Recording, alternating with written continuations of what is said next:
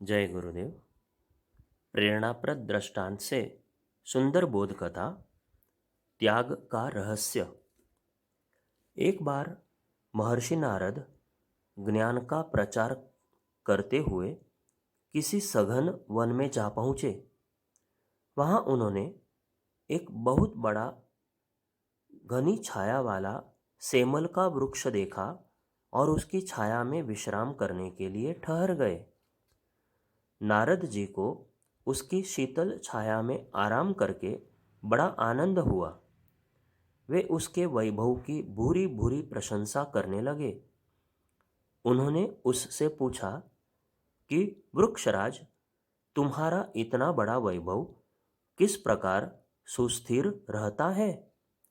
पवन तुम्हें गिराती क्यों नहीं? सेमल के वृक्ष ने हंसते हुए ऋषि के प्रश्न का उत्तर दिया, भगवान, बेचारे पवन की कोई सामर्थ्य नहीं कि वह मेरा बाल भी बांका कर सके। वह मुझे किसी प्रकार गिरा नहीं सकता। नारद जी को लगा कि सेमल का वृक्ष अभिमान के नशे में ऐसे वचन बोल रहा है। उन्हें यह उत्तर उचित प्रतीत न हुआ और झुंझलाते हुए सुरलोक को चले गए। सुरपुर में जाकर नारद जी ने पवन से कहा, अमुक वृक्ष अभिमान पूर्वक दर्प वचन बोलता हुआ आपकी निंदा करता है, सो उसका अभिमान दूर करना चाहिए।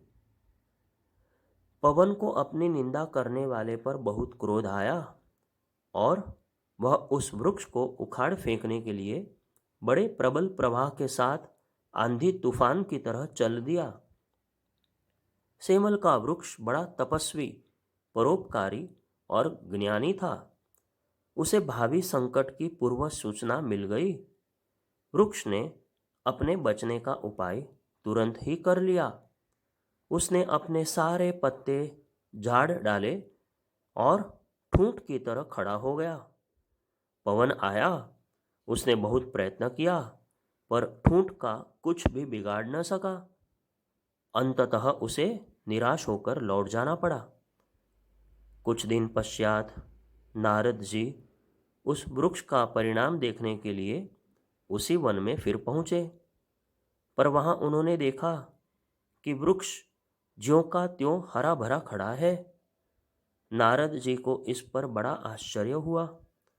उन्होंने सेमल से पूछा, पवन ने सारी शक्ति के साथ तुम्हें उखाड़ने की चेष्टा की थी, पर तुम तो अभी तक ज्यों के त्यों खड़े हुए हो, इसका क्या रहस्य है? वृक्ष ने नारद जी को प्रणाम किया और नम्रतापूर्वक निवेदन किया, ऋषिराज, मेरे पास इतना वैभव है, पर मैं इसके मोह में बंधा हुआ नहीं हूँ। संसार की सेवा के लिए इतने पत्तों को धारण किए हुए हूँ, परंतु जब जरूरत समझता हूँ, इस सारे वैभव को बिना किसी हिचकिचाहट के त्याग देता हूँ और ठूंठ बन जाता हूँ। मुझे वैभव का गर्व नहीं था, वरन अपने ठूंठ होने का अभिमान था। इसीलिए मैंने पवन की अपेक्षा अपनी सामर्थ्य को अधिक बताया था।